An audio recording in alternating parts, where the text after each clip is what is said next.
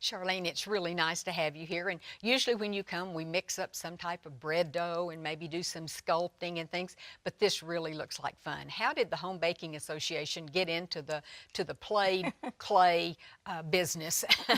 You know, we've had so many people ask us at what age should my children start being in the kitchen. And with my own children, when they were in their infant carriers, I had them in the kitchen with me just to experience the joy of having fun.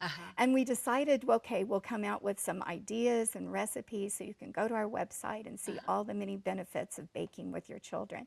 The play clay is so easy to make. And I think one of the great things about actually making it yourself is the colors. We have a color chart on our website, but you can make any color rather than just getting maybe certain colors when you buy it in the store.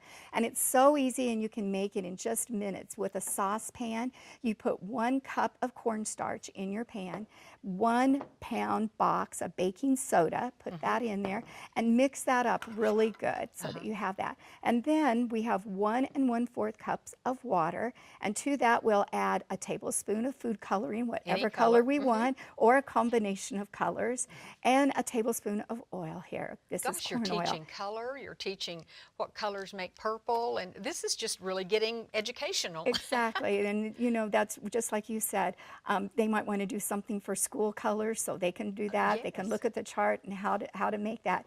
Once you put the water in there, you're going to bring that to a boil and start cooking it, and you'll be amazed how quickly it comes together. So watch it. And watch it, and it's going to look like mashed potatoes. And when it starts to look like mashed potatoes, turn this off and put that take the clay plate out. I like to put it on just a plate. You could put it on a pie dish, and then cover it with a wet cloth until you can handle it. So it'll be about maybe 5 minutes, and then put it on your counter and use more of the cornstarch and knead it. And work it until you have a nice, beautiful ball of dough. And that's when you can talk about concepts about the need. I've always thought it's therapeutic to make anything with bread and flour and yeast.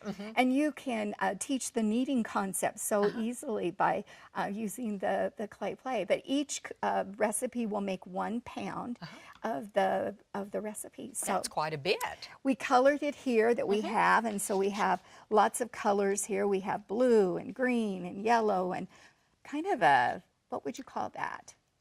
Maroon. Maroon, yes. And then a purple. And when you're working with it, I just love the feel of it. I do too. It's so easy. It doesn't stick to your hands. It's smooth. And then kids, let them be creative and do whatever they want. If they want to pinch some off, make a letter, make their name. That's great to let them practice making the letters to their name. That's a good They can idea. use a rolling pin and roll it, and then use cookie cutters to actually cut pieces off of it. Just so much fun. And it's a great activity for preschool. Didn't quite have that enough there. We have to do that again. For preschool children to get involved and start learning. What can I do in the kitchen? What's fun there that I can do? Well, of course. And then hopefully that gets them into the mode of wanting to learn more, baking and creating delicious things to eat. Who can resist that yeasty smell? One of the on our website, we talked about what age to be in the kitchen, and it's the Thrill of Skill, where you start at age 2, and we show all the different things that kids can start doing at age 2. Why don't you tell us one of the things we have for 2-year-olds? Gosh, 2-year-olds, you'd think that they probably were too young, but the proper hand washing, that was the first thing I remember Mother teaching me when I worked with food, and I still to this day walk to the sink first, wash my hands. And as you mentioned that, food safety is so important at any age group. And so when you start out, like you say, at 2 years old, teaching in the proper way, they're learning food safety. Of course. Yeah, that's right. Gosh, and then for the 3-year-olds, they can handle dough, begin kneading. Oh, and that would be fun. And they like to be involved and help you do things. And even when Mom measures things, then let them dump things into the bowl. And we always suggest when you're working with younger children, use that oversize, a bigger bowl than what you'd normally use. It will Right. help cut down on the messes. That's smart. Other things that we have on our website for children are the book and bake lessons. We have a whole series where you can read a book and then make something that's in that book to learn about it, which is really fun. Book and bake. Book and bake. And one of the other ideas that we have is it's called BakeWorks. And I wanted to particularly mention it. It is a baking lesson.